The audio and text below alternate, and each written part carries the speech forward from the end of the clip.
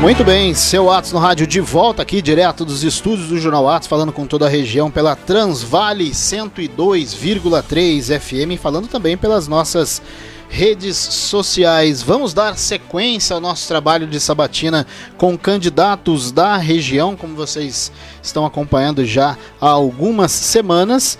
Nós estamos focando 5 das cidades com cobertura do Jornal Atos. Infelizmente, a gente queria cobrir, fazer aqui a sabatina com candidatos de todas as cidades que tem a nossa atuação, na atuação dessa nossa redação. O tempo é curto, então a gente foca Cruzeiro, Pindamonhangaba, Lorena, Cachoeira Paulista, e hoje voltamos a falar de Guaratinguetá. Dessa vez a gente recebe aqui, a gente tem a honra de receber Thales Gayan, ele que é candidato pelo PSOL, pois é, profissão mestre em museologia, bacharel em História. O Thales vai falar se eu falei algo errado aqui, isso mesmo? Mestre em Museologia e bacharel em História, tem todo um trabalho também com aporte na questão cultural. É a primeira vez que é candidato à Prefeitura de Guaratinguetá, candidato, como já disse, pelo PSOL, na Federação PSOL Rede, e tem como vice a professora Rosana.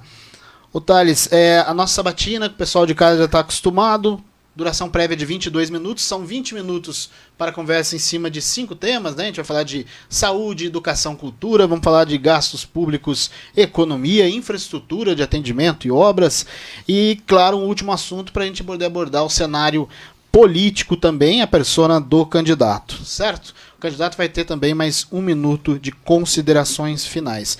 A Rafaela, que é ao meu lado, e o Edinho vão cronometrar aqui a nossa participação. Estando liberados, então, candidato, vamos começar a falar sobre economia.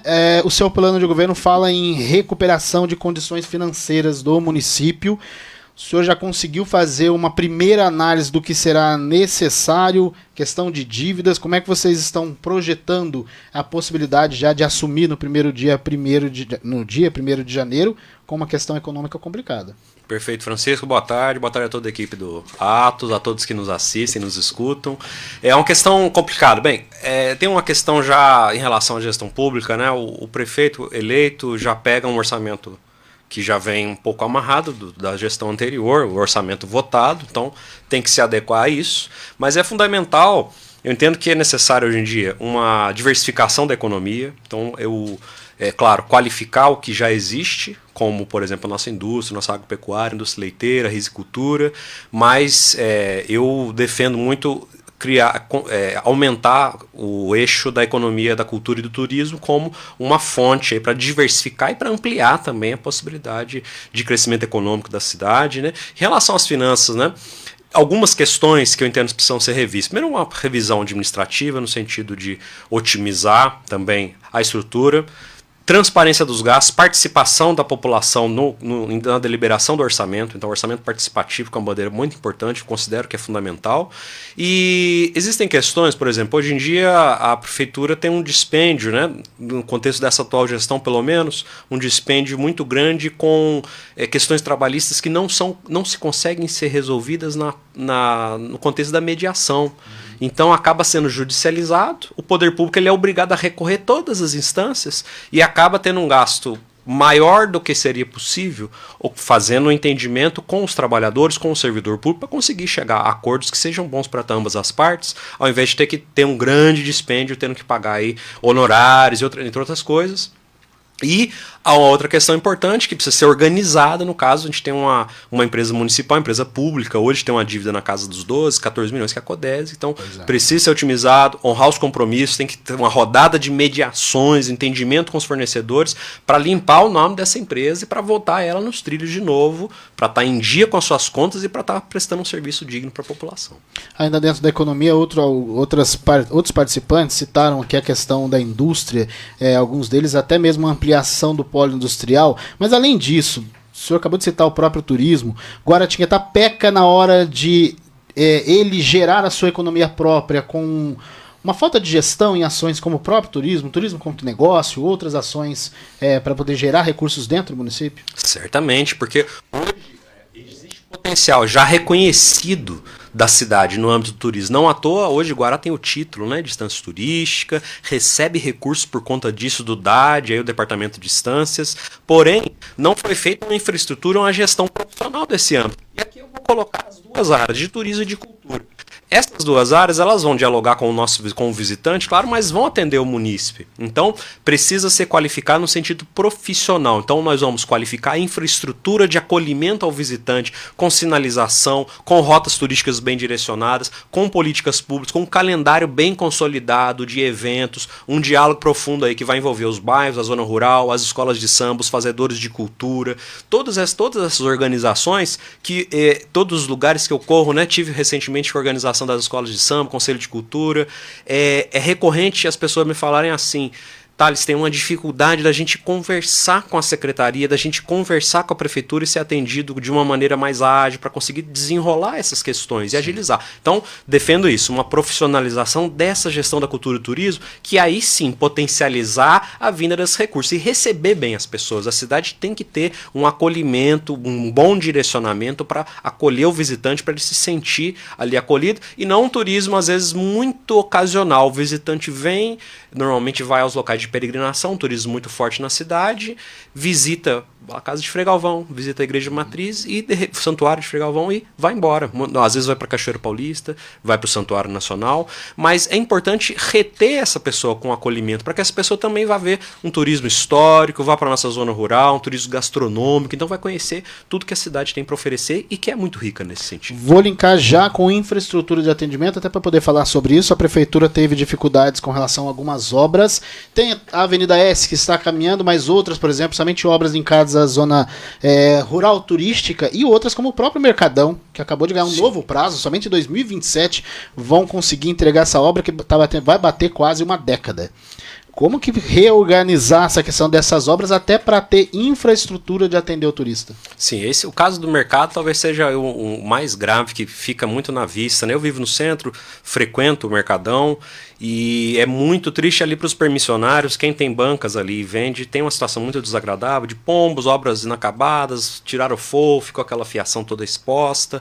Então a obra que, por sinal, aí, o mau uso dessa gestão que é feito com o trabalho da Codesc, no sentido de que fez o trabalho obra sem licitação, mas deram um volume, um tipo de obra que a Codesc não dava conta, por diversos motivos, não conseguia atender a contento. Então foi feito um planejamento nesse sentido. Então teve que fazer rescisão amigável, fazer uma nova licitação. Nesse processo você gasta mais dinheiro público também.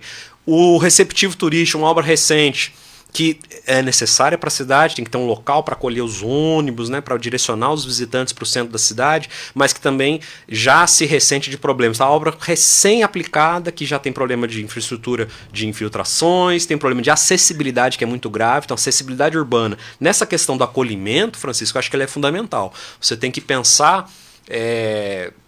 Primeiro, a cidade, como me foi dito, né, no Conselho das Pessoas com Deficiência, na cidade, quando ela é acolhedora no sentido da inclusão e da acessibilidade, ela é inclusiva e acessível para todo mundo, para toda a população, não é só para as pessoas com deficiência. Então isso é importante, tem que ser contemplado nas obras. Então essa infraestrutura tem que ser qualificada. As estradas, né, a malha viária rural é muito importante para o turismo, é importante também para o escoamento da nossa produção. Então produção leiteira, a produção de arroz, agricultura familiar, para ter esse escoamento na infraestrutura industrial, acho que ela tem que ser mais qualificada no sentido também de ter o escoamento, o trânsito de mercadorias, de transporte mais facilitado. Isso tem que avançar e avançar sempre. Aí coloco também uma crítica à forma como está sendo feita a Avenida S, que é uma obra que levou pouco em consideração questões ambientais, então já tem um problema de terra que vai descendo da obra, é uma área que é muito sensível, que é próxima a nascentes, então tem que ser um entendimento de infraestrutura, toda essa questão do acolhimento da infraestrutura, ela tem que ter uma preocupação sempre com sustentabilidade e com o meio ambiente também, com esse respeito devido ao meio ambiente, né? Ainda sobre atendimento e nesta linha, o transporte urbano de Guaratinguetá, qual que é a sua visão sobre o contrato atual, o serviço prestado, e o senhor pretende fazer uma reavaliação dele? Certamente tem que ser reavaliado, que hoje tem uma situação muito abusiva para a população, paga uma tarifa alta, e com a diminuição do serviço da pandemia para cá, diminuiu o tráfego, então a quantidade de oferta de rotas e horários ela é menor, a frota é muito velha, tem problemas muito sérios em relação à acessibilidade, então tem que ser revisto sim esse contrato, tem que ter uma avaliação nesse sentido, e eu miro ainda, paralelamente a isso, essa revisão, essa adequação da situação atual, a gente propõe a criação de uma empresa pública de transporte, então fazer essa aplicação gradual para ter uma empresa pública para poder ofertar a tarifa zero também para a população, que já é uma realidade nesses moldes, né, com a empresa pública. Hoje, em dezenas de cidades brasileiras, já é uma realidade, então é algo que é viável, especialmente se tratando de uma cidade do porte de Guaratinguetá e dos 100 aos 150 mil habitantes, onde é considerado o modelo mais viável para a implantação desse sistema. Porque, veja bem, Francisco, é muito desafiador se a gente falar nisso para uma cidade como São Paulo, grandes metrópoles, é muito mais delicada a questão do transporte público. Num contexto de uma cidade do porte de Guaratinguetá, é mais fácil de fazer esses ajustes, mais viável, inclusive, de implementar isso. Muito bem. Saúde. A prefeitura ela tem uma dificuldade grande hoje em reduzir as filas de espera principalmente por consultas e exames. O seu plano de governo fala sobre essa reestruturação. Como é que ela seria feita? Essa talvez seja a questão mais urgente hoje, né? Ontem me foi perguntado, estava em atos de campanha, e uma pessoa me perguntou o que é mais importante, o que é mais urgente hoje. E certamente essa questão das filas. Tem gente que marcou o exame em 2021, está sendo atendida agora. Então, a situação terrível, falta de especialidades, é difícil até para você ter o atendimento com o clínico geral, então precisa ser revisto. Eu vou defender aqui o fortalecimento, por exemplo, do programa Mais Médicos. Hoje tem coisa de 3 ou 4 profissionais na cidade, então fortalecer esse programa na cidade e fazer um fortalecimento que vai privilegiar o nosso sistema único de saúde. Então eu privilegiar e não despejar dinheiro nas clínicas, que tem sido a solução. Na verdade, o atual vice-prefeito, candidato, ele dá, no final aí de 8 anos de gestão Solívio, ele apresenta uma solução assim, do nada. Poxa, nós vamos resolver, já sei como vão resolver a solução, vou despejar dinheiro nas clínicas para zerar a fila, mas no fim das contas, né, no médio prazo, pode ter um alívio, uma descompressão imediata, mas não vai resolver fundamentalmente. Isso vai enriquecer os donos das clínicas, não vai trazer um serviço público adequado. É um modelo muito pouco sustentável. Então eu defendo, claro, a terceirização, essa recorrência tem que se recorrer a esse expediente para atender demandas emergenciais. No sentido, você não tem equipamento, você não tem o especialista, você não tem essa estrutura. Então você vai recorrer à iniciativa privada. Porém, o que tem que ser feito, como prioritário sempre, é construir e fortalecer o nosso SUS para ter um atendimento público de dignidade. Então, expandir, já tem um recurso federal repassado recentemente para a construção de novas unidades de saúde. Então, fazer esse fortalecimento do nosso SUS, reformar nossas unidades e fortalecer o Mais Médicos, que eu acho que vai trazer, aumentar esse aporte aí de profissionais disponíveis para atender a nossa população. E ainda dentro da saúde é um desafio, porque Guaratinguetá é uma das cidades regionalizadas na saúde de forma até indireta. Como manter essa regionalização? A gente sabe que Guaratinguetá é ponto de lança, mas como manter essa regionalização e garantir o atendimento à população?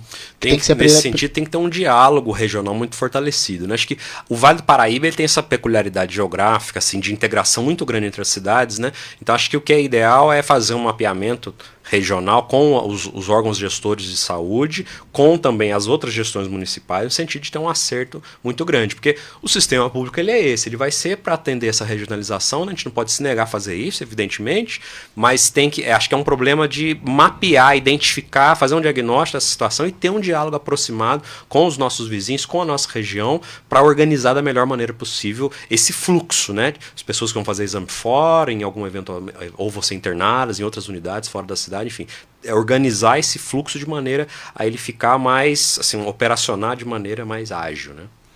Educação. Muitos candidatos passaram e falaram, inclusive, da utilização da tecnologia, né? Da melhor utilização da tecnologia, o que é essencial. Mas, por outro lado, há reclamações de situações básicas em Guaratinguetá com relação à estrutura de prédios hoje da educação. O senhor conseguiu fazer, nesse período agora eleitoral, uma avaliação desse cenário? Onde a coisa é mais gritante? Por onde começar? Olha, a gente tem um problema muito grave que foi um recuo, na verdade, para mim, um retrocesso muito grande na educação municipal, que foi o fechamento de unidades municipais de ensino. Então, você tem um retrocesso, você fecha unidades e isso vai fazer com que você sobrecarregue uma outra escola. Então você vai ter um problema muito sério, inclusive do fluxo, da distribuição, e você deixa um equipamento abandonado à própria sorte, que vai se deteriorar, né? É um equipamento, é um bem público, a gente tem que valorizar e respeitar isso. Então, a reabertura, um diálogo com os servidores da educação, então respeitar e valorizar esse servidor da educação, que hoje passa com um processo muito processo de assédio moral, de falta de liberdade de cátedra. Então tem que ter um respeito a às categorias. Eu defendo muito que a gestão da educação municipal ela seja feita por pessoas que estão no contexto da realidade do chão da sala de aula. Então, uma pessoa que tem um contexto de sala de aula atualizado, para que consiga compreender ali os desafios e essas pessoas estarem presentes também na gestão. E fortalecer, reformar, porque a gente tem problemas realmente. Muitos candidatos vão dar soluções, às vezes mirabolantes e sofisticadas, e falar de tecnologia, mas a coisa para mim está muito distante. Eu acho que o que está faltando hoje é o vaso sanitário que está quebrado, é papel higiênico, é reforma básica, é qualificar nas estruturas da sala de aula, e que as escolas, Francisco, elas sejam também um vetor da comunidade, o espaço de fortalecimento daquela comunidade no seu entorno, né? Inclusive para as atividades de cultura serem realizadas de maneira descentralizada na cidade, é uma coisa que eu defendo, utilizar os equipamentos de ensino para isso, as campanhas de vacinação, as campanhas de saúde para exames à população, incentivar a população a fazer seus exames recorrentes, né? População masculina que resiste muito aí no médio, então fazer essas campanhas de educação, de saúde, também presente dentro das escolas, o diálogo com a comunidade, então é uma visão de educação para além do seu espaço ali mais formal, né? E utilização melhor da cultura, esse Certamente. cenário cultural de Guaratinguetá é uma cidade rica em sua cultura, não só a cultura do dia a dia, mas a cultura especificamente falando. O que Guaratinguetá falta hoje no seu planejamento para voltar a ter a cultura trabalhando melhor para a cidade, para o morador de Guará? Primeiro, falta um investimento mais adequado na pasta da cultura. Então hoje está na casa do 0,4% para 0,5% do orçamento municipal. Então tem que ter um incremento nesse sentido, pelo menos dobrar, chegar a 1% do orçamento. Essa é uma meta muito básica, mas que, se possível, ainda avançar para além disso. Tem que ter uma profissionalização maior da gestão da cultura. Então você tem que ter profissionais ali um pouco mais especializados da área de patrimônio cultural, da área da gestão e da produção cultural, o agente de cultura também. Então tem que contratar bem, né, esses profissionais para gerirem também essa parte da cultura, profissionalizar mais a gestão, fazer um diálogo aproximado com os fazedores de cultura, como eu falei mais cedo. E uma outra coisa, a dificuldade que os profissionais da cultura eles têm em conseguir o acesso ao fomento. A gente tem várias linhas de fomento, editais, leis de incentivo à cultura, e que por conta de esses trabalhadores têm pouca familiaridade, porque até poucos anos atrás isso chegava muito pouco aqui à nossa região e hoje já é uma realidade. Então, facilitar através de processo de formação, de auxílio ao trabalhador da cultura, para que ele consiga demandar esses recursos, e isso é atrair recursos que são consideráveis. Pense você que vai de projetos pequenininhos, de milhares de reais, até obras como uma obra de restauro de um patrimônio cultural da cidade, que é uma obra que pode trazer um recurso de 2 milhões, de 4 milhões de reais para a cidade, para obras na cultura, e que vai movimentar, obviamente, todo um setor ali de serviço ao redor disso. Então, criar as condições para que o fomento à cultura, então uma maior profissionalização, maior diálogo, e criar as condições para o fomento vir para uma cidade. Acho que esses são alguns elementos. E também promover um inventário do nosso patrimônio cultural. A gente identificar e mapear, usando, claro, fontes que já existem, inclusive, para conseguir fazer um diagnóstico global da cultura na cidade. Vamos falar de política. O senhor tem um desafio muito grande. A nossa região em Guaratinguetá não só não foge à regra, como é um pontual. A política pensa para o lado da direita, né? Hoje, o senhor disputa com outros 4 candidatos, mas as 3 delas que pegam o tripé da direita: PL, PSD, Republicanos. A gente está falando do partido de Tarcísio, o PSD, que é a esfera política da coisa, e o próprio partido do ex-presidente Jair Bolsonaro. Como é que o senhor projeta um governo neste cenário, uma possibilidade de vitória do senhor assumindo no dia 1º de janeiro, porque o senhor vai falar não só com o eleitor, mas com o cenário político de Guaratinguetá nessa esfera? Certamente desafiador, a gente tem um eleitorado que é conservador de fato, mas nós temos proposta, nós somos novidade, há um revezamento de poder que é feito na cidade há décadas. Então hoje a gente tem essa disputa entre os candidatos que ou querem dar continuidade imediata a essa gestão atual ou querem voltar lá para trás. Então, muita população, está cansada disso. Isso eu escuto todos os dias. Nós somos propositivos, nós temos proposta, nós temos visão e nós temos projeto. Quem acompanha nós nas redes, nos acompanha nos debates, numa entrevista como aqui hoje, sabe que nós temos um papo sério, propositivo para a cidade, de transformação social, de participação popular. Então, há que se romper essas barreiras, mas onde houver uma pessoa que esteja disposta a escutar, porque na política às vezes tem às vezes uma coisa muito espinhosa, a pessoa que não quer escutar, não quer ouvir o outro lado, não quer conversar. E tá tudo bem também, eu não vou esquentar minha cabeça. Mas onde houver uma pessoa, de direita, de esquerda, seja como, que estiver disposta a escutar e a conversar, nós estaremos lá presentes, vamos nos fazer ouvidos, e nós temos proposta, e temos escutado, temos tido um acolhimento e um respeito muito grande da população na nossa abordagem. Quem nos assiste, quem nos acompanha, sempre fala, poxa, tá legal, gosto das propostas, gostei de te ouvir e tal. Então, nós estamos construir também um novo afeto político, porque nós somos a novidade dessa eleição, sou o candidato mais jovem, então a gente tá aí botando a cara no sol aí para mostrar também que a gente tem muito a oferecer.